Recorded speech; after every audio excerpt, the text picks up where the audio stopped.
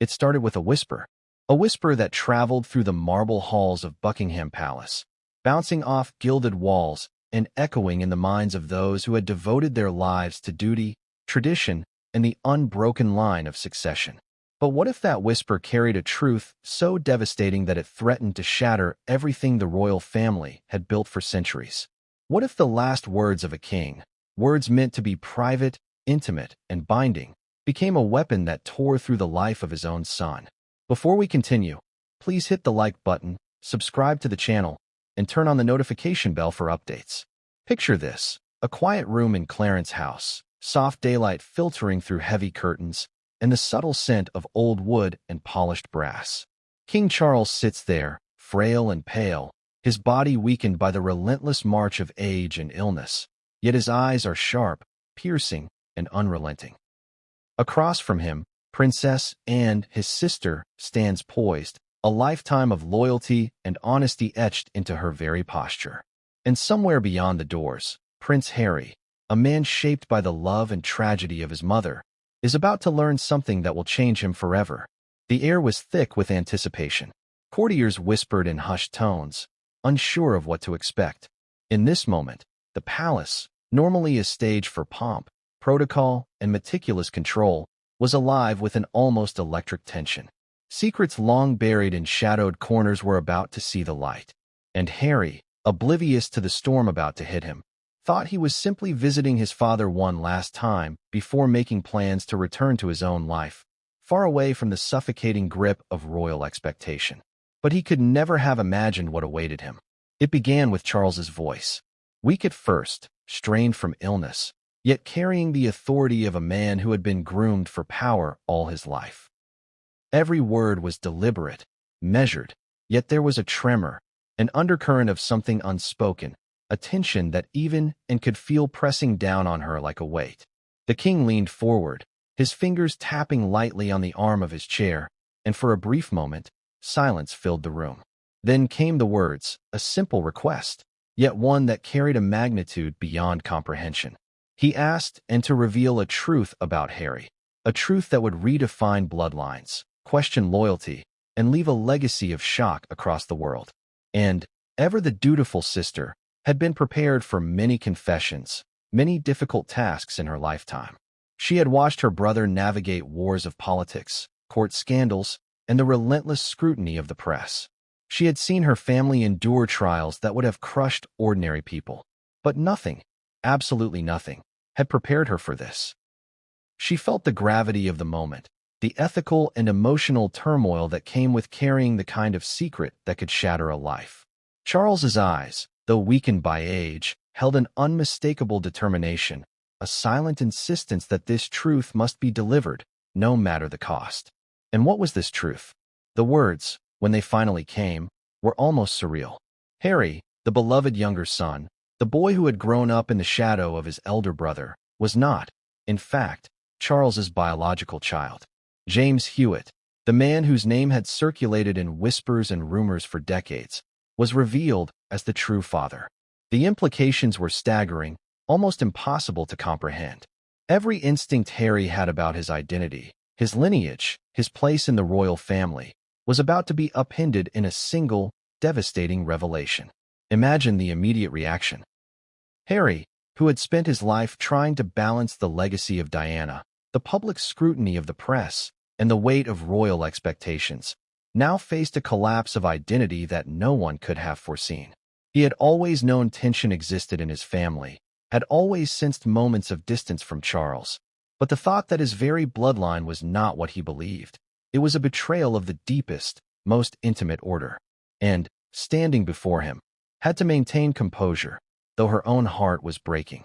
The sister who had known all the inner workings of the royal family, the confidant of the king, now bore the unbearable task of delivering news that could not be taken back. She had to navigate a delicate balance, tell the truth, as her brother had requested, while trying to shield Harry from the immediate physical and emotional devastation that such knowledge could bring.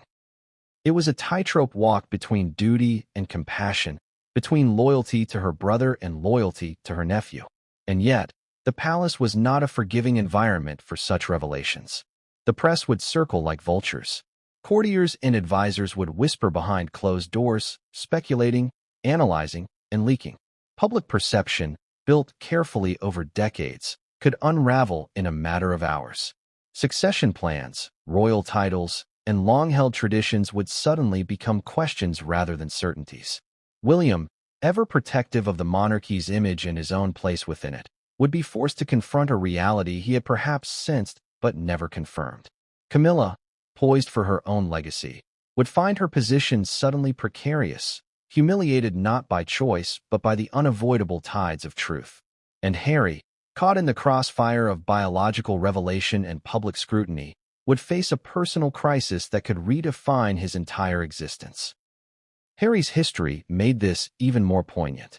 Born into a world of cameras, tabloids, and royal expectation, he had navigated a life of privilege interwoven with profound loss. The death of Diana had already left an indelible mark on his psyche, a wound compounded by the pressures of royal life and the often fraught relationship with Charles. He had sought connection, guidance, and affirmation from a father who had been distant in both physical and emotional presence. Now, the very foundation of that relationship was called into question, not by scandal alone, but by the truth of his own bloodline. And what of James Hewitt? For decades, he had been a figure of speculation, his rumored relationship with Diana a source of gossip, innuendo, and occasionally outright ridicule. The timing, the logistics, the emotional complexities, it all seemed almost cinematic in its scope. And now, in one masterstroke of revelation, Charles had confirmed what many had whispered in shadows but none had dared to state aloud. The consequences were immediate, personal, and global.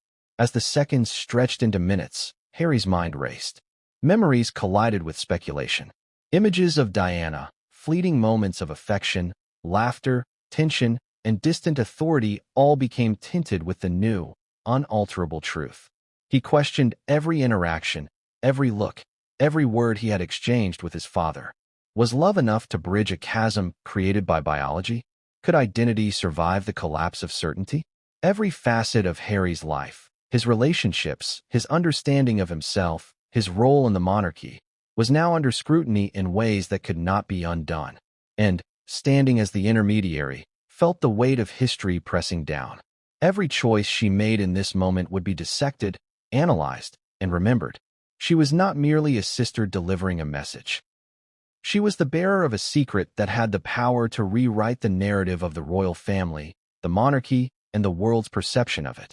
Her loyalty was tested, her judgment scrutinized, yet she remained steadfast. This was her brother's last request, and she would honor it, even if it broke her heart to do so.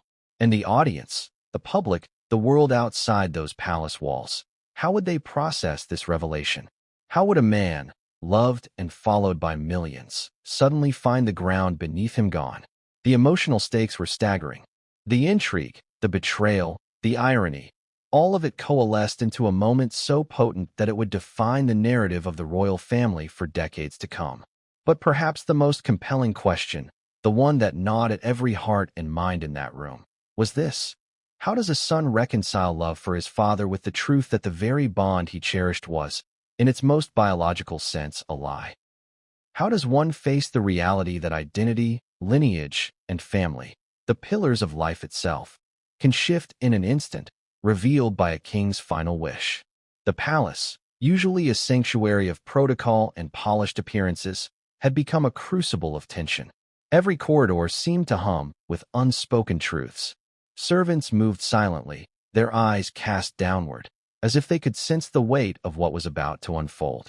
Outside, the sun dipped low over the London skyline, casting long shadows over the stone walls, a visual metaphor for the darkness creeping into the royal family.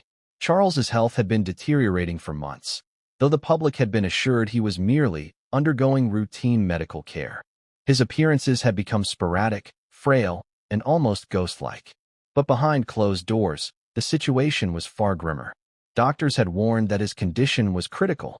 One more severe episode could leave him incapacitated. And it was in this fragile state that he chose to confront a truth he had carried in silence for decades. Have you ever wondered what it feels like to carry a secret so monumental that it could dismantle everything you know about your life? That was the burden Charles bore. For years, he had watched Harry grow, had observed the boy's idiosyncrasies, his warmth, his humor, and yet in private, had harbored a gnawing doubt, a shadow of truth that he had long ignored. And now, with mortality pressing close, he realized the moment for confession had arrived. The king's daily routine had become a delicate dance between strength and weakness.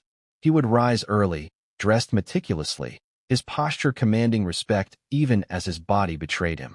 Courtiers noted his pale complexion, the tremor in his hands, the subtle decline in his once imposing presence. But what they did not see was the mental preparation, the meticulous orchestration of how, when, and to whom the truth would be delivered. Every word he spoke, every glance he gave, had been considered with the precision of a chess master, planning moves decades in advance. Princess Anne had been by his side throughout this time, a steadfast presence amid uncertainty. She had seen the subtle changes in her brother, the fatigue, the frustration at the press's endless scrutiny, the quiet moments of reflection when he seemed to weigh the weight of history itself. And though their relationship was complicated, marked by sibling rivalry and deep-seated loyalty in equal measure, and understood the gravity of her role. She was the executor of a secret that, if revealed prematurely or clumsily, could ignite a scandal far beyond anything the royal family had previously faced. Harry, of course, was oblivious.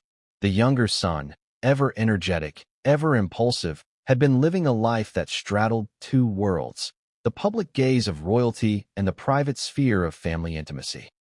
His time away from England had provided a buffer, a psychological distance from the relentless pressures that had defined his early life. Yet even across the Atlantic, he was tethered to the palace by invisible strings of duty, expectation, and love.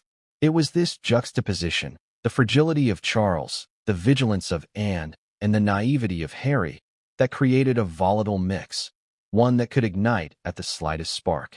And that spark came in the form of a simple question, one that Charles posed to and in a low, almost imperceptible voice.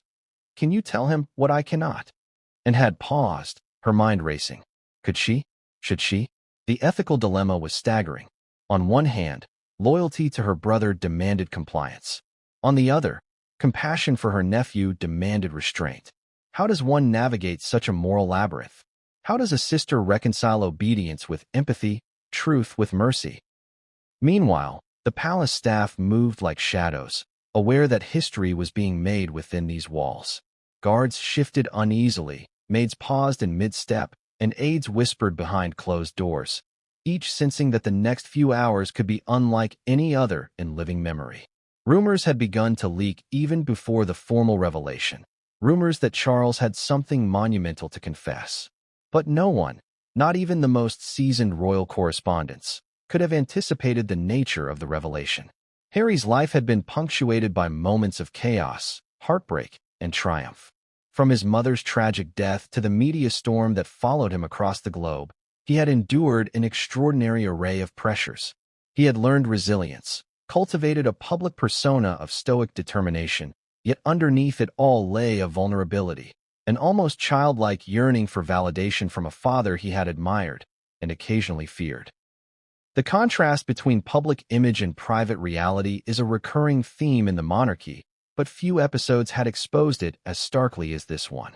In public, Charles projected authority, dignity, and unflinching adherence to tradition. In private, he wrestled with regret, secrecy, and the burden of a confession that could undo generations of perceived order. And, ever aware of the stakes, stood at the intersection of these two worlds, the conduit through which truth would flow. Truth that would forever alter Harry's understanding of himself. Consider for a moment the psychological calculus at play. Charles's decision to reveal Harry's parentage was not impulsive. It was deliberate, strategic, and emotionally charged. Every possible reaction had been anticipated. The potential for anger, denial, devastation, and estrangement had been weighed against the relief of finally disclosing a lifetime of secret. And in that calculation, Charles had concluded that Harry deserved to know. Even if the knowledge came too late to cushion the blow. Anne's role, by extension, became a study in emotional endurance. She was the intermediary, the bearer of truth, the one tasked with translating her brother's final wish into reality. Could she do it without destroying her nephew? Could she maintain the delicate balance between loyalty and compassion, truth and timing? These were not mere hypotheticals. They were pressing questions that demanded immediate answers, even as the room seemed to constrict under the invisible pressure of expectation. Outside the palace, the world was oblivious. News outlets speculated about minor royal engagements. The public debated fashion choices, and social media buzzed with trivialities. Yet within these walls, history was being rewritten. The very definition of family, identity, and inheritance was in flux. The revelation about James Hewitt was not merely a scandal. It was a seismic shift in the narrative of the royal family, a truth that had the potential to eclipse every other story, every other rumor, every other headline for decades to come. And Harry, blissfully unaware, had been preparing for a meeting that he assumed would be routine, perhaps a conversation about upcoming engagements or family logistics. Instead, he was walking into a moment that would redefine him, a confrontation with the deepest, most personal truth he had never imagined he would face. His life, his identity, his understanding of love and loyalty were all on the precipice of irrevocable change. The palace clock ticked slowly, each second marking the passage of time with an almost cruel precision. The world outside carried on, indifferent to the personal apocalypse unfolding inside. And then, in a room heavy with anticipation and unspoken dread, Charles's frailty gave way to determination. He would not be silenced. He would not leave the world without his truth being told. He leaned closer to Anne, his voice barely a whisper, yet resonant with the authority of a man confronting both mortality and legacy. "Tell him, Anne. Tell him the truth about who he really is." And swallowed, feeling the weight of centuries pressing down on her shoulders. The moment had arrived, the threshold of revelation. She would be the vessel of a truth so shattering that it could not be contained. And yet, she also knew that once spoken, there would be no return, no possibility of undoing what had been unleashed. What Harry didn't know, and what the world outside could never anticipate, was that the next few minutes would unravel everything he thought he knew. His understanding of family, love, and loyalty would be tested in ways that no royal protocol or personal resilience could prepare him for. The king's request, innocent in appearance yet monumental in consequence, had set the stage for a moment of collapse, revelation, and irreversible change. Have you ever imagined the moment when everything you thought you knew about your life is stripped away in a single breath? That's exactly what was about to happen to Harry. The tension in the room was suffocating, almost tangible. It wasn't just the weight of his father's frailty or the anticipation of a lifetime secret. It was the psychological storm building in that room, ready to break. Anne's hand trembled ever so slightly as she prepared to speak. Every step she had taken in life, every choice she had made, seemed to converge on this moment.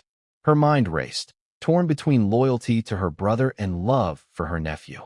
How does one deliver a truth that could ruin a person emotionally, socially, and psychologically? How could she weigh the devastation it would bring against the moral imperative to finally reveal the truth?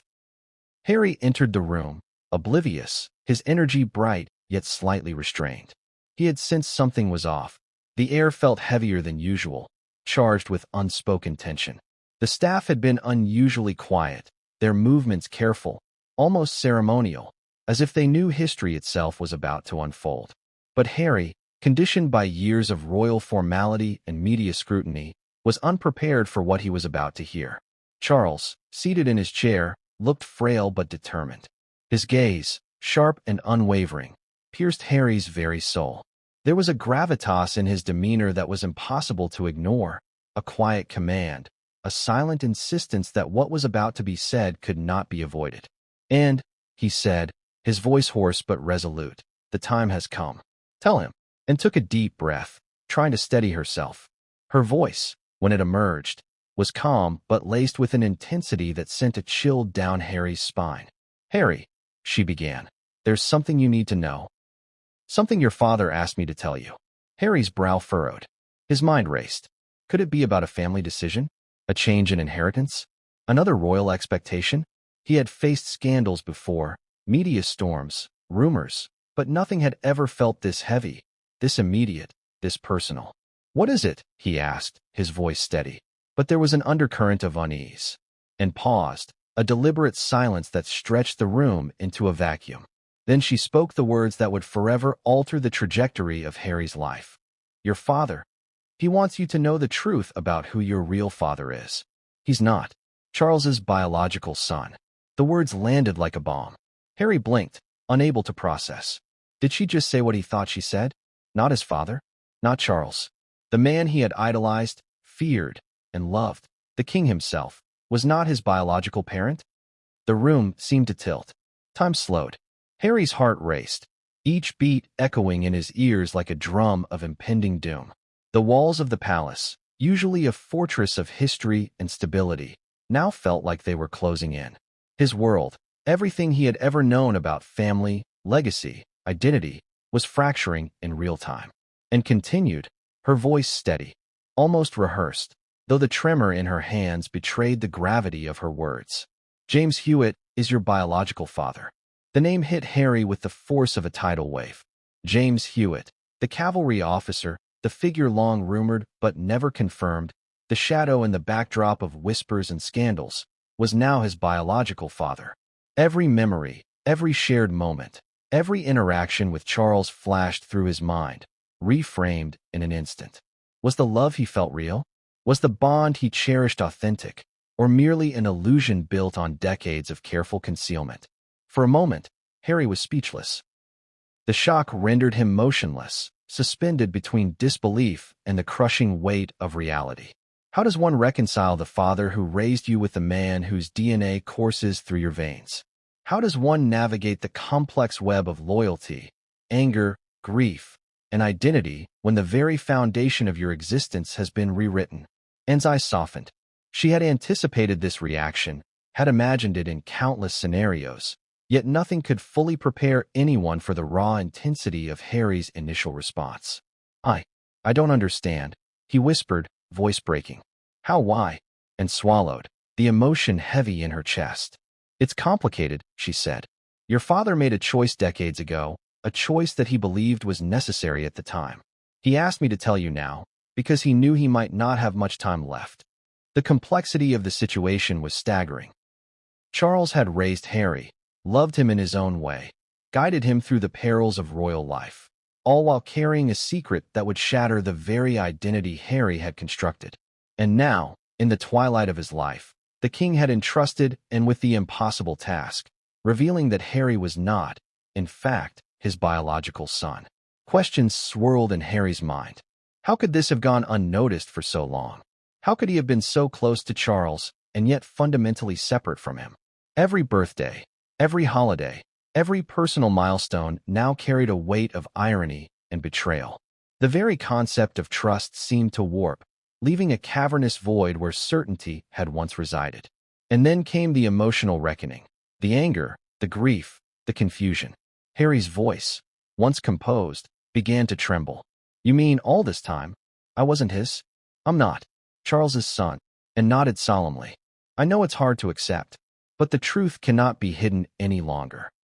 The room fell into silence, thick with unspoken tension. Every breath felt heavy. Every second stretched into eternity. Harry's world had collapsed into a prism of uncertainty. Every memory, every expectation, every familial bond was now reframed through the lens of betrayal, secrecy, and revelation. And yet, amidst the chaos of emotion, a strange clarity emerged. The truth, however painful, was finally out in the open. The carefully constructed veneer of royal propriety had cracked, exposing raw humanity beneath: a father's choices, a sister's duty, and a son's devastation. But the story didn't end there. Harry's mind, racing faster than he could articulate, began to consider the implications. What did this mean for his public life? His role in the monarchy? His relationships with William, Charles, Camilla, and even Meghan? The personal fallout would be seismic. Every interaction, every expectation, every title and privilege could be viewed through this new lens of truth. And as he struggled to breathe, to process, to reconcile the father who raised him with the father who birthed him, A more pressing question gnawed at the edges of his consciousness. If Charles had kept this secret for decades, what else might he be hiding? And, sensing the whirlwind of emotions, remained composed, though the tension was palpable. She had delivered the truth. Her role, however, was far from over. How would Harry respond? Would he confront his father, lash out in anger, withdraw entirely, or crumble under the weight of betrayal? The palace had seen royal tempers before, but nothing could have prepared anyone for the storm that was about to be unleashed. And just as Harry's mind teetered on the brink of collapse, just as the first tears threatened to fall, the door opened. A messenger stepped in, holding a sealed envelope addressed to Harry. The envelope, marked with the royal crest, seemed almost to pulse with ominous intent. Inside, a letter awaited him. Handwritten by Charles himself, a final message intended to guide, justify, or perhaps explain. The words on the page promised revelations even beyond what and had just disclosed. Secrets, instructions, confessions, perhaps even regrets. And as Harry read, the room seemed to contract, time itself bending under the weight of history and betrayal. What did the letter contain? What would Charles reveal that and had not yet told? And how would Harry respond to a second wave of revelation, this one crafted with the precision of a monarch aware of his mortality? Have you ever held a letter in your hands that promised to destroy everything you thought you knew about yourself? Harry was about to. The envelope, heavy with royal insignia, felt like it carried not just paper, but a century of secrecy, lies, and carefully calculated decisions. He stared at it, heart hammering, fingers trembling. This wasn't a birthday card, nor a ceremonial proclamation. This was a confession, and one that could rewrite history. And watched quietly, the weight of her role pressing down on her. She had delivered the verbal truth, yet somehow, the letter promised more, a second layer, a hidden dimension to the revelation she had just shared. She had seen her brother, Charles, meticulously craft his words, choose every phrase with the precision of a surgeon. And now, the patient, Harry, was ready to read. With a deep breath, Harry broke the seal. The paper was crisp, almost delicate, yet the words on it carried the power of a thunderclap. Harry, it began, in a hand that was unmistakably his father's. If you are reading this, you have already learned what I have kept from you all these years. I am sorry for the secrecy, for the shadows that have clouded your life. But know this, every action I took was meant to protect you, to safeguard the crown, and to preserve the dignity of this family. Harry's hands shook as he continued. The apology was there, yes. But it was also a shield. Charles was attempting to control the narrative even in this moment of confession, even while shattering Harry's understanding of his own identity. How does a man balance love and power, truth and deception, when the stakes are a kingdom and the heart of a son? The next paragraph tore through Harry with even sharper intensity. James Hewitt is your biological father. This was a decision I made in the past, a moment of weakness, a lapse in judgment. But it was never meant to distance you from me. You are, and always will be, my son in every way that matters. I ask for your understanding, though I know forgiveness may not come easily. Forgiveness. The word echoed in Harry's mind. Forgive? Forgive the man who had raised him, nurtured him, trained him for life as a prince, while simultaneously hiding a truth that could redefine every relationship he had ever had. Could love exist in parallel with deception? Could Harry reconcile the man he called father with the truth of his DNA? His eyes skimmed the letter further. Charles's words were measured, almost clinical at times, but underneath there was a layer of desperation, a plea for understanding, for acceptance, for a bridge to remain intact despite the chasm that had been revealed. Yet the letter did more than apologize. It revealed strategy, instructions, and, most importantly, expectations. Charles laid out precisely how Harry should handle the revelation publicly, how to respond to inquiries, and even how to engage with James Hewitt if the truth became widely known. The plan was meticulous, almost surgical, a blueprint for damage control crafted by a king who had spent decades mastering optics, perception, and public sentiment. Harry's mind raced. The personal and the public were colliding in ways he had never imagined. This wasn't just a family secret. It was a media storm waiting to happen, a geopolitical ripple that could shake the monarchy, and a personal betrayal of staggering magnitude. How could he navigate this without losing himself entirely? Could he trust the very person who had orchestrated the revelation? As he read, he noticed the final lines. They were stark, almost chilling in their simplicity. Remember, Harry, blood does not define loyalty. Love does. You are a prince not because of DNA, but because of your actions, your character, and your willingness to serve. Protect the truth, even when it hurts. And know that I have always, in my way, loved you. Blood does not define loyalty. Love does. The words hung in the air, heavy with irony and raw emotional gravity. Every fiber of Harry's being wanted to scream, to demand answers, to confront his father. And yet, the letter also provided a tether, a lifeline to a father who simultaneously betrayed and nurtured him. Harry felt a surge of conflicting emotions. Rage, sorrow, confusion, disbelief. The palace, usually a sanctuary of order, now felt like a theater of betrayal. Every familiar room, every framed portrait, every echo of history seemed to mock him. How could the walls that had witnessed generations of secrets, ceremonies, and triumphs now seem complicit in the unraveling of his identity? And then a thought struck him. If Charles had orchestrated the revelation with such care, what else had he engineered behind the scenes? What other truths had been withheld? What other manipulations carried out to maintain the facade of royal stability? Harry's mind spiraled with possibilities, each more disturbing than the last. He looked up from the letter. Anne's expression was unreadable, a mask of composure and empathy, yet Harry knew there were layers beneath. She had delivered the verbal truth, guided him through the initial shock, and now watched as he absorbed the written confession. Could she have known the full scope of the letter's content beforehand? Was she merely a messenger, or an accomplice in the orchestration of revelation?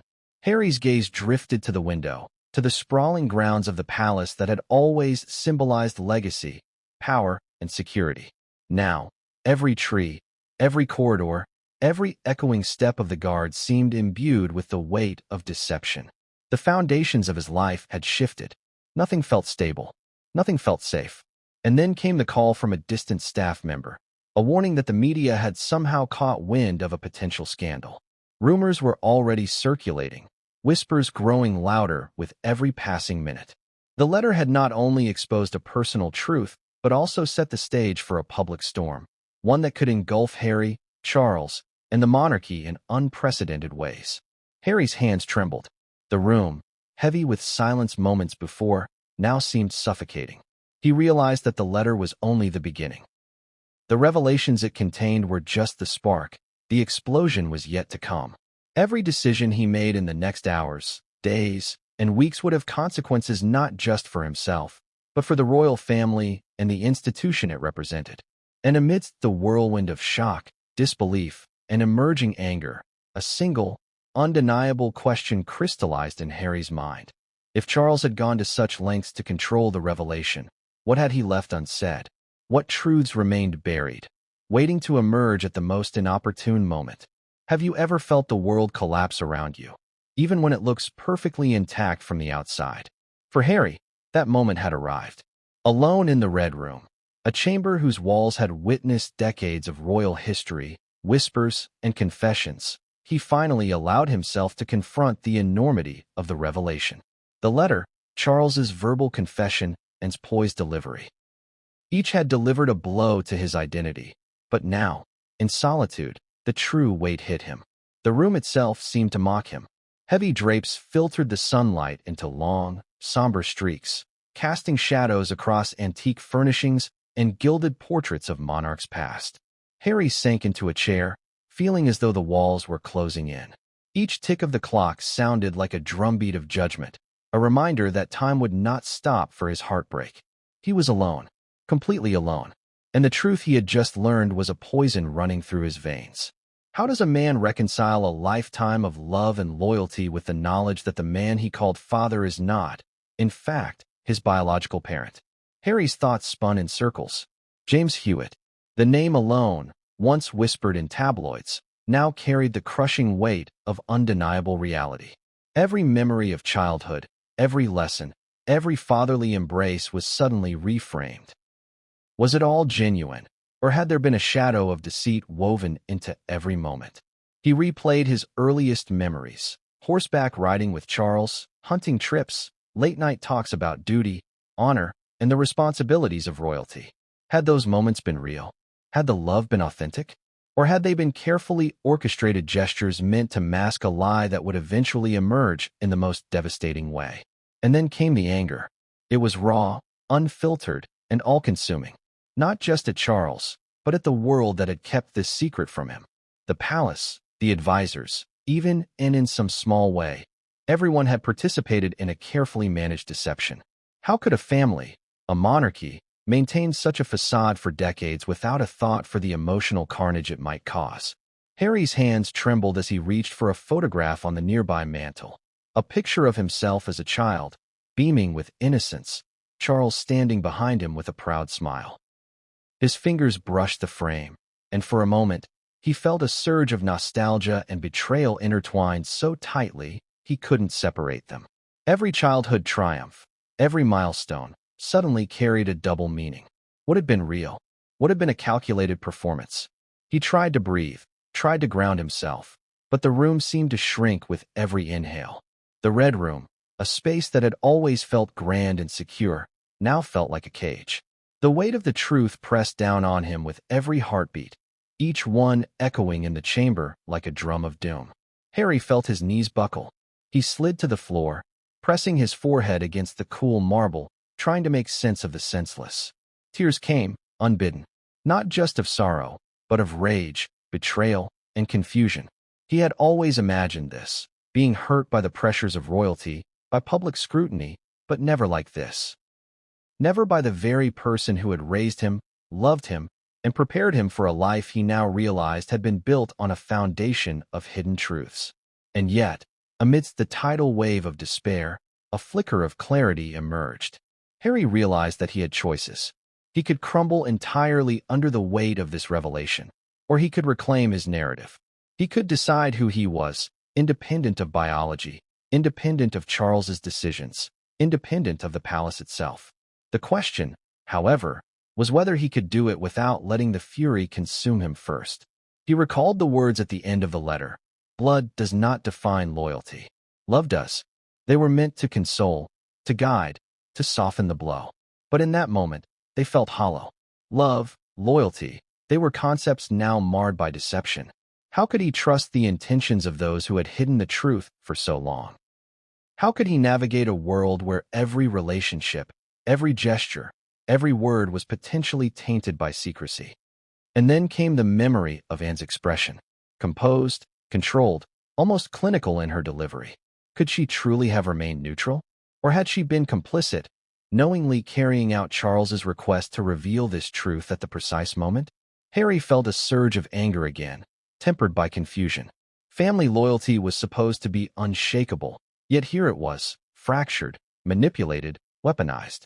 He thought of the public implications as well. A revelation of this magnitude was not something that could be contained within palace walls. The media, the public, the world at large would seize upon this story with relentless appetite. Every headline, every whisper, every social media post would magnify the betrayal. And Harry would have to face it, not as a man grieving, not as a son shattered, but as a prince whose legitimacy and identity were now under scrutiny. Amid the storm of emotion, Harry's mind turned to strategy. How could he control the narrative, if at all? Could he confront James Hewitt? Could he reconcile his feelings toward Charles without shattering the fragile remnants of their relationship? And what about Meghan? What role did she play in this revelation, and how could he shield her from the fallout? The questions were endless, the pressure unbearable. Minutes turned into hours. Harry remained on the marble floor, alternately weeping, clenching his fists, and staring blankly at the ornate ceiling above. Each tick of the clock sounded like a reminder that life, and public scrutiny, would not wait for him to process the truth. Every passing second heightened the sense of urgency, the need for action, the inevitability of confrontation.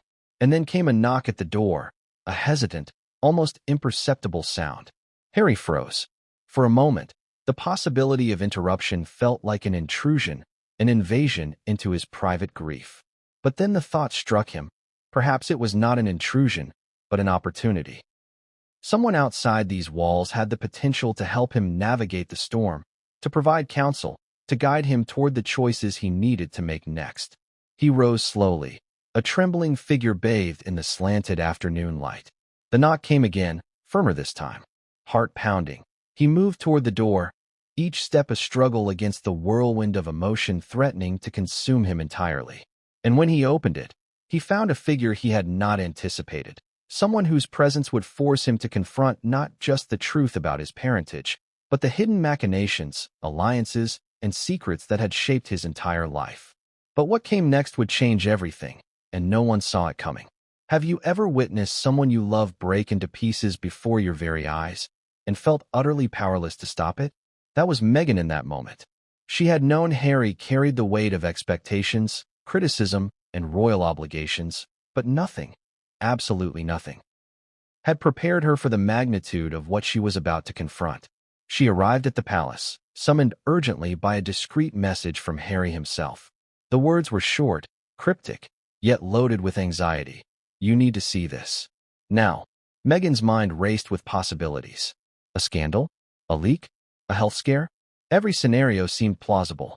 And yet, nothing could have primed her for the truth waiting behind the Red Room doors. As she approached, the stately corridors of the palace, so familiar and yet suddenly alien, seemed to stretch endlessly. Portraits of past monarchs and historical scenes, once comforting in their familiarity, now felt like silent witnesses to a deception spanning decades. The echo of her heels on the marble floor reverberated, a steady drum of tension. Each step carried her closer to the epicenter of Harry's unraveling. When Megan finally reached the Red Room, she hesitated. The door loomed before her, imposing, as if guarding not just the chamber, but a Pandora's box of long-hidden truths.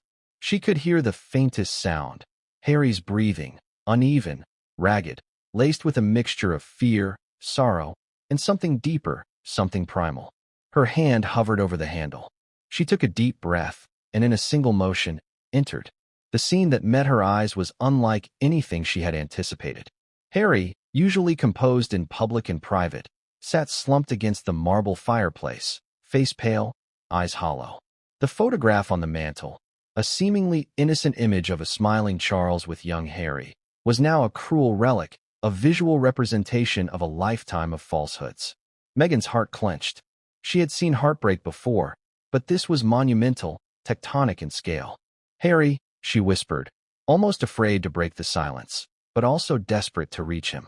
He looked up, and for a moment, the world seemed to narrow to just the two of them. The vulnerability in his eyes was raw, unfiltered, a stark contrast to the public figure who had faced cameras, questions, and scrutiny with poise. Megan, it's worse than I thought, he said, his voice a fragile thread. You need to know everything. His words faltered, swallowed by emotion he could no longer contain. And then, with a tremor in his hands, he handed her the letter and had delivered. Megan took it, eyes scanning the words, and her world shifted on its axis. Charles confessed, explicitly, undeniably, that Harry was not his biological son. James Hewitt, the name that had once lingered on the edges of tabloids and whispered rumors, was now a confirmed fact. The words hit Megan with the force of a hurricane. Her mind spun. Shock, disbelief, anger, sorrow, a tempest of emotions collided inside her. Could this be true? Was it possible that Harry's identity, the very essence of who he thought he was, had been built on a lie?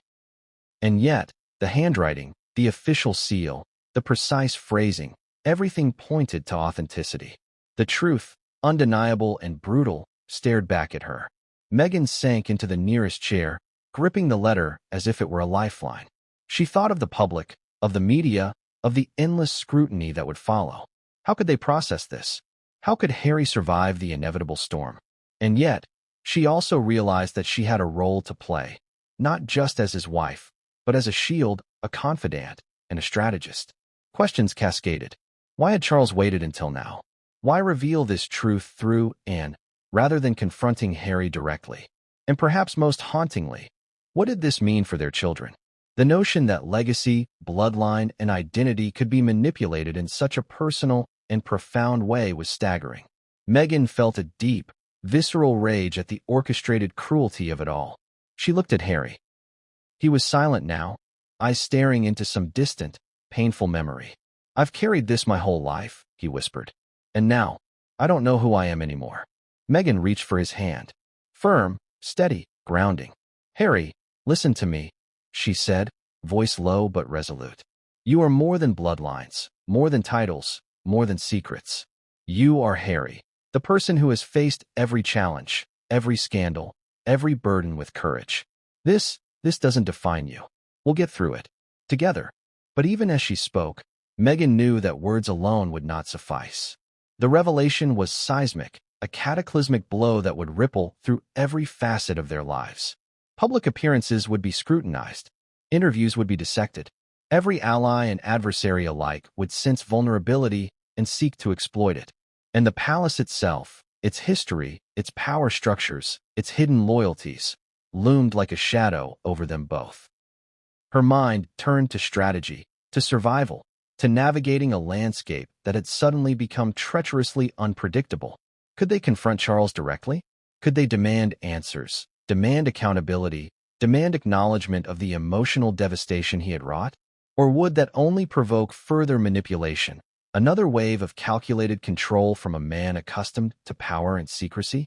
And then there was James Hewitt. The very name had once been relegated to whispers and rumors, an affair long past, yet never fully extinguished in public imagination. Now, that name carried a different weight, a confirmation that altered the course of history, not just their personal lives. Megan considered the implications, both emotional and practical. If Hewitt were indeed the biological father, what did that mean for Harry's sense of identity, for his position in the royal family, for the perception of legitimacy that the monarchy so fiercely guarded? Megan's eyes narrowed with resolve. This was not just a personal crisis, it was a battleground. Every decision, every step, every word spoken in public or private would shape the narrative. And the stakes were monumental, not just for Harry, not just for themselves, but for the entire institution of the monarchy and the countless eyes watching from across the globe. She reached out again, holding Harry close, offering comfort even as the storm raged within. "We will face this," she promised, though even as she spoke, she felt the tremors of uncertainty. How does one navigate betrayal on such an intimate, seismic scale? How does one remain steadfast when the very foundation of life, family, and identity has been shaken? And just as a moment of fragile calm seemed to settle, the palace intercom buzzed, a discreet but unmistakable signal that someone wanted an audience. Meghan and Harry exchanged a look, a silent understanding passing between them. The truth was no longer theirs alone. The world was about to be drawn in, whether they were ready or not. But what arrived next, a figure, a message, a revelation, would push them even further, revealing that the deception ran deeper than either of them could have imagined, and that the consequences would be immediate, public, and devastating. Have you ever wondered what happens when a secret so monumental it could shake centuries of tradition suddenly bursts into the open? The palace, usually a fortress of composure, control, and unspoken rules, became a powder keg the moment Meghan and Harry received the letter. And as word spread through the hidden corridors, the impact was immediate, explosive, and utterly unpredictable. Inside Buckingham Palace, the atmosphere shifted from the usual polished calm to a tense, almost electric anticipation. Staff whispered nervously in hallways that had never known such uncertainty. Footmen paused mid-step, maids froze while dusting priceless antiques, and security officers, normally impervious to rumor, moved with an unusual urgency. This wasn't just gossip. This was seismic. Queen Camilla, stationed in her private quarters, felt the tremors before she even saw the news. Known for her composure, for her ability to maintain a calm exterior amidst royal drama, she now experienced something she hadn't felt in decades: genuine uncertainty. Her hand hovered over a cup of tea, untouched, while her mind raced. She knew that whatever Harry and Meghan had uncovered had the potential to upend the carefully orchestrated balance of power. And then came the first message, a discreet note from one of the senior advisors, worded carefully, almost clinically, but the subtext was unmistakable.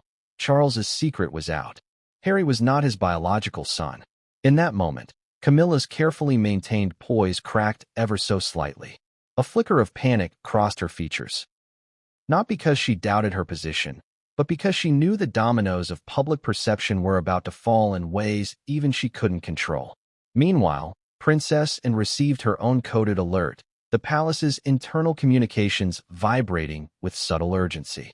Known for her directness and unflinching honesty, and was among the first to grasp the strategic implications of the revelation. This wasn't just a personal betrayal, it was a potential constitutional crisis. Succession, legitimacy, and public trust, all were suddenly under scrutiny. She moved swiftly, gathering advisors, preparing statements, and calculating the risks of immediate disclosure versus containment. Prince William, for his part, was seething. The older brother, raised with the weight of royal expectations pressing on his shoulders, now faced a truth that had the potential to destabilize not just the family, but the monarchy itself. His first thought was of duty, responsibility, and control. He needed to act quickly, decisively, and strategically. How could he manage this without fracturing the family beyond repair? How could he protect Harry while also safeguarding the institution? And then came the media alerts. Despite the palace's best efforts to control information, digital whispers became public roars. News outlets, social media feeds, and gossip channels erupted simultaneously. The internet, relentless and unforgiving, began to speculate. Who leaked it? Was it a palace insider? A journalist? And most importantly, how would the public react? Would they sympathize with Harry, or would they turn on the monarchy, shocked that such a deception could exist at the very heart of British royalty? Inside the palace, meetings convened with unprecedented urgency. Advisors, security chiefs, communications directors, all scrambled to coordinate a response. Every word, every gesture, every public appearance would now be scrutinized for hints of the truth. Statements had to be crafted with surgical precision, balancing empathy with authority, transparency with discretion. One misstep, and the narrative could spiral beyond control. But as the palace strategized, internal tensions escalated. Some family members wanted to confront Harry immediately, to assert authority and demand explanation. Others advocated for patience, to allow him time to process the truth before addressing the public. Arguments erupted behind closed doors, rarely seen by staff, let alone the world. Loyalty, fear, and pride collided in a delicate ballet that had never been performed under such high stakes. Camilla, in particular, faced a crisis of positioning. Publicly, she had maintained her role as supportive consort, careful to navigate her position in a way that neither overshadowed nor undermined Charles. Privately, however, she now faced humiliation on multiple fronts.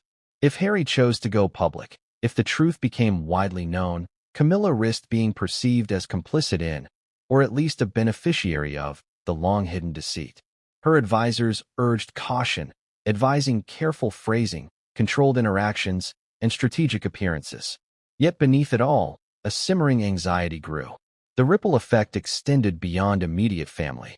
Senior staff, diplomats, and royal liaisons were quietly briefed, many for the first time realizing the gravity of the revelation. The palace's intricate network of influence, carefully maintained through decades of tradition and decorum, suddenly felt fragile, brittle, ready to crack under pressure. Every hallway conversation, every whispered update, carried the weight of potential disaster. And then came the external pressures. International media, often the first to detect and amplify royal scandal, sensed something was amiss. News alerts circulated with headlines hinting at intrigue, secrecy, and betrayal. Social media users speculated endlessly, sharing theories, accusations, and outrage. Public opinion, unpredictable and volatile, began to form in real time, leaving the royal family scrambling to regain control of a narrative slipping through their fingers. In the midst of this chaos, Harry and Meghan remained the eye of the storm. From their private vantage point, they observed the ripple effects with a mix of disbelief, fear, and determination.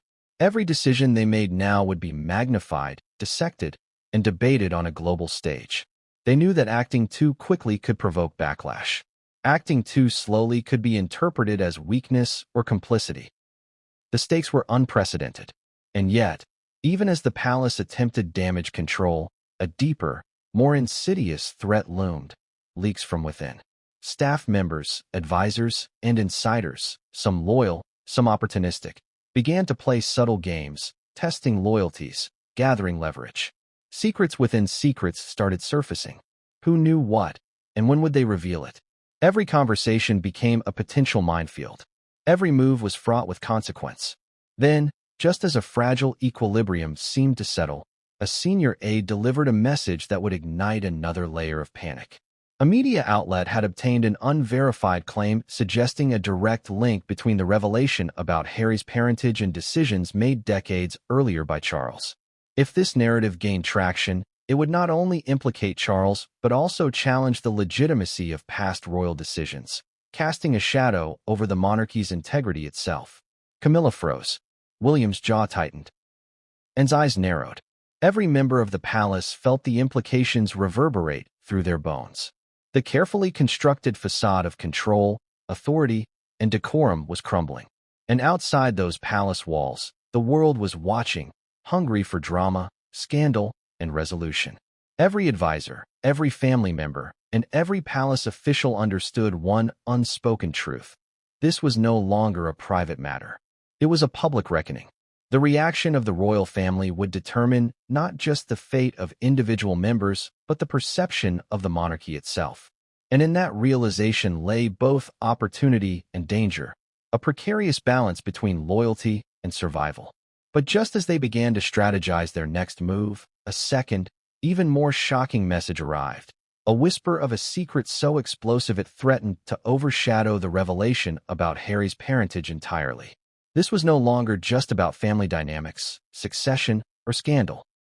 This was about power, legacy, and the unthinkable possibility that the monarchy itself could be fundamentally destabilized. And in that moment, every member of the royal family understood. What had started as a revelation about one man's identity was about to become a storm that no palace walls, no advisors, and no carefully crafted statements could contain. The question now was simple and terrifying. Who would survive the fallout, and who would be swept away by the tidal wave of secrets, betrayal, and ambition that was about to crash down on them all?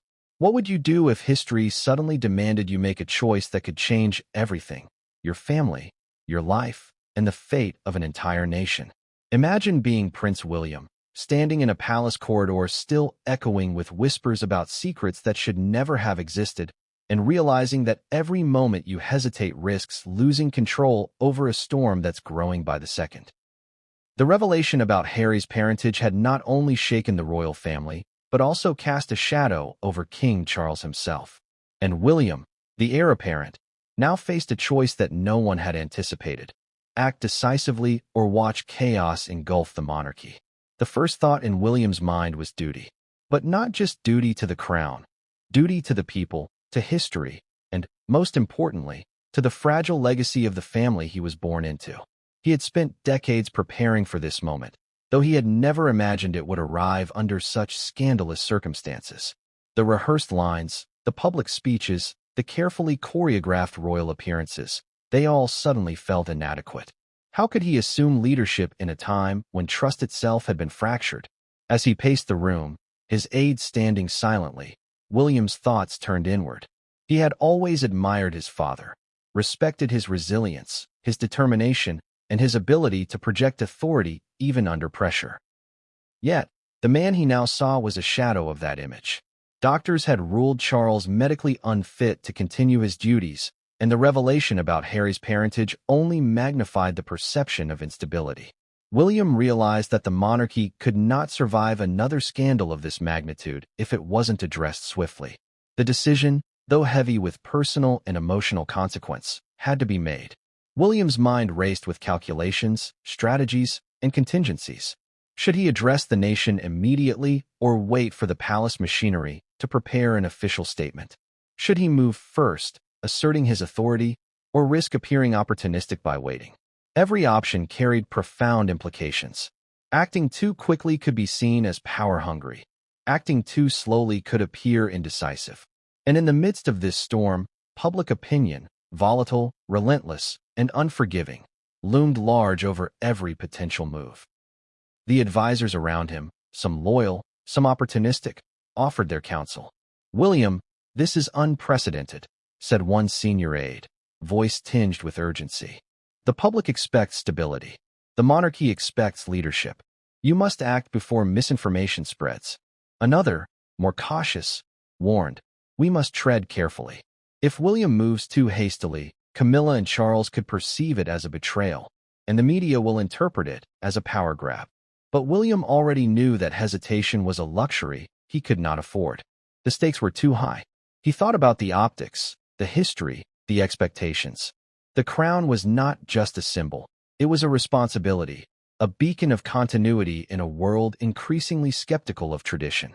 And yet, beneath the ceremonial regalia, William felt the crushing weight of personal conflict. He loved his father, despite their complicated relationship.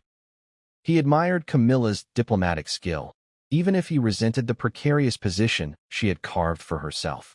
But the truth was unavoidable. The monarchy's stability, and possibly the future of the nation's perception of royalty, rested on the choices he was about to make. William's inner circle began to sketch out the plan. First, the official announcement. Charles declared medically unfit to rule. William would be named acting monarch immediately, assuming the responsibilities of the crown with the public's understanding that this was necessary for national stability. The statement had to balance compassion with authority, respect for Charles with a clear delineation of responsibility. Every word would be scrutinized, every pause analyzed. Any misstep could trigger backlash, not just from the public, but from factions within the royal family itself. Camilla, meanwhile, was facing her own crisis. Publicly, she had to maintain composure, projecting unwavering support for both Charles and William, even as privately she wrestled with humiliation and fear. She had anticipated being sidelined in palace politics, but the speed and suddenness of William's ascendancy shocked even her seasoned instincts. Behind closed doors, she debated with her advisors how to preserve her position, protect her reputation, and avoid being painted as opportunistic or complicit. Every carefully planned statement and every public gesture had to be calibrated to maintain credibility, authority, and sympathy. William's strategy went further than optics. Security measures were tightened across all royal estates. Advisors coordinated with international embassies to ensure that news did not destabilize foreign relations. Media outlets were briefed, some selectively, to control the narrative while preserving the illusion of transparency. Every social media channel was monitored, every potential leak tracked, and every palace staff member instructed on confidentiality. The machinery of monarchy moved with unprecedented speed, guided by the urgency of William's decision. And yet, despite the meticulous planning, one question remained unresolved. How would Harry and Meghan react? Their revelation about Harry's parentage had already shaken the palace to its core. If William moved too aggressively, could it be perceived as a personal attack rather than a necessary act of governance? Could it provoke public backlash against him, or worse, against the monarchy itself? The uncertainty gnawed at him, a reminder that even power could not shield him from emotional and familial consequences. In the midst of these considerations, William made a private call to a trusted confidant, someone who had guided him through countless crises. The conversation was brief, intense, and filled with strategic reasoning. "This is the moment, now or never," he said. "Delay could be catastrophic. I have to assume the mantle of responsibility before the narrative spirals out of control. I can't wait for anyone else to validate this." The response was simple: then act, and act decisively. The people need certainty, and only you can provide it. With that confirmation, William began the process of formal assumption of duties. Ceremonial elements were prepared, legal protocols reviewed, and communications drafted. But even in the midst of procedure, emotion ran high. He thought of Charles, his father, and the weight of history pressing down on his shoulders. He thought of Camilla, of the delicate balance of loyalty, love, and politics. And he thought of Harry and Meghan, whose actions had triggered this cascade of events, reminding him that even in the monarchy, personal betrayal could have institutional consequences. As the official statement was prepared, William rehearsed his public address. Every word had to convey authority, empathy, and clarity. He imagined the cameras, the microphones, the millions of eyes watching him across the globe? Would they understand the necessity of his actions? Would they see him as a stabilizing force or as someone seizing power in a time of family vulnerability? The stakes were unimaginable, and yet the choice was clear: act decisively or risk losing everything. Finally, the moment arrived. William walked into the throne room, the weight of centuries upon him, and prepared to address the world. Every advisor, every staff member, every palace official knew this was a turning point. History would remember this day, not just for the decisions made, but for the courage or audacity with which they were executed. And as the cameras rolled and the microphones transmitted his words to millions of viewers worldwide, a hush fell over the palace. William began speaking, his voice steady, commanding, yet layered with the subtle undertones of empathy and gravity.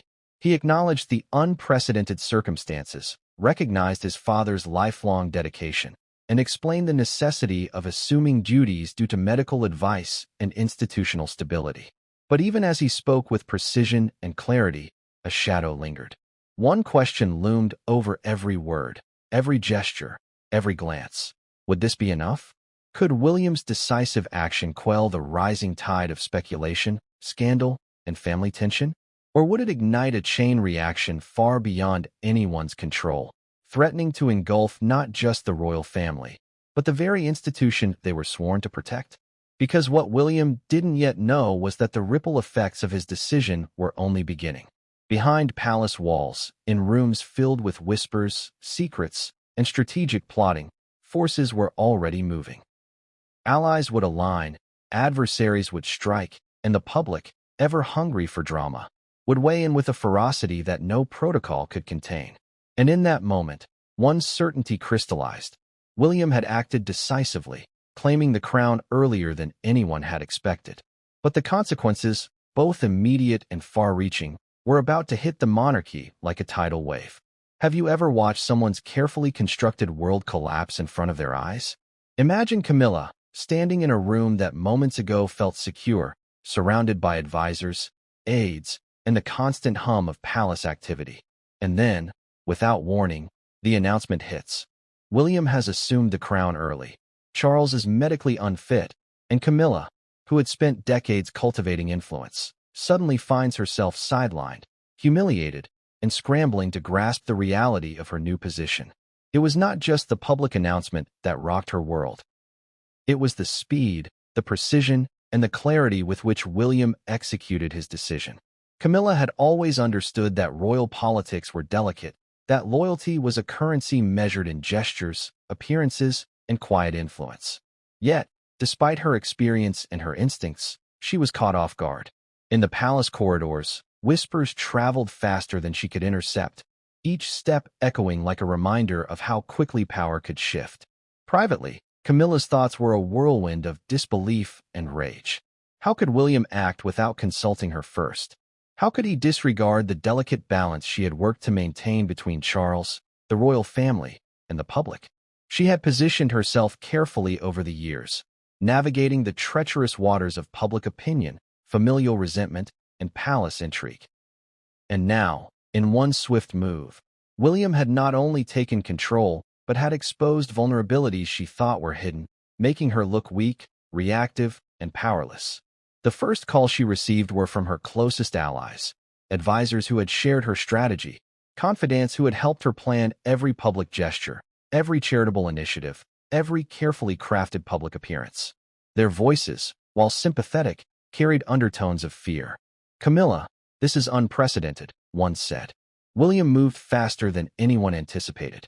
"The optics are complicated. You need a plan, now." Another voice was more candid, even harsh. "This is a blow to your credibility. The public will see you as a sidelined consort. And Charles, well, Charles is not in a position to defend you." Camilla's humiliation was compounded by media scrutiny. Newspapers, television channels, and social media erupted with commentary. Headlines screamed of William's decisive action, casting Camilla as a passive observer, an accessory rather than an influential player. Tabloid journalists speculated about palace tensions, marital discord, and the potential for a public fallout between Camilla and Charles. Opinion pieces dissected her every previous public appearance, searching for signs of weakness or complicity. Memes and social media commentary spread rapidly, framing Camilla's moment of sidelined power as a spectacle. Even the public appearances she had planned were disrupted. Engagements had to be postponed, statements rewritten, and charitable events delayed. Every move she made was now filtered through the lens of William's early assumption of duties. A carefully timed photo op or charity announcement now risked reinforcing the narrative of her humiliation rather than her influence. The advisors around her scrambled to adjust messaging, craft new narratives, and mitigate public perception, but the speed and scope of William's decision had already set a narrative in motion that was difficult to contain. But humiliation was not just public, it was intensely personal. Camilla had spent years navigating her marriage, understanding Charles's temperament, and positioning herself as a supportive, strategic partner. Now, in a matter of hours, that dynamic was upended. Charles's medical incapacity removed him as a source of authority in her eyes, leaving her to confront both the reality of her husband's vulnerability and her own diminished role. The delicate equilibrium she had maintained between loyalty, influence, and personal ambition had shattered, leaving her exposed, both emotionally and politically. In private conversations with her aides, Camilla struggled to maintain composure. She paced the room, her mind racing with potential responses. Should she assert herself publicly, reinforcing her relevance and influence? Or should she retreat, maintain a dignified silence, and hope that the tide of public opinion shifted in her favor? Every decision carried risk. Speaking out too forcefully could appear desperate or opportunistic. Remaining silent could cement perceptions of weakness or irrelevance. There was no easy path forward. Meanwhile, the palace itself became a pressure cooker of activity. Staff members whispered in corridors, advisors drafted memos and talking points, and every interaction was analyzed for its potential to either reinforce or undermine William's position. Camilla's team worked tirelessly, coordinating with media strategists, legal advisors, and public relations experts. They attempted to craft messaging that preserved her dignity, emphasized her loyalty, and subtly reminded the world of her decades-long contribution to the monarchy. Yet, every carefully constructed line risked being overshadowed by the magnitude of William's decisive action. The emotional toll on Camilla was palpable. She felt anger, humiliation, and fear, but also a strange mix of disbelief and determination. How could someone so close to the center of power be so suddenly rendered almost invisible? And yet, even in the midst of despair, a strategic part of her mind began calculating, planning, anticipating. Humiliation, she realized, could be weaponized. If she moved carefully, she could reclaim influence, restore her reputation, and reassert herself in ways that few could anticipate. But the window for action was narrow, and any misstep could exacerbate her public perception as sidelined and powerless.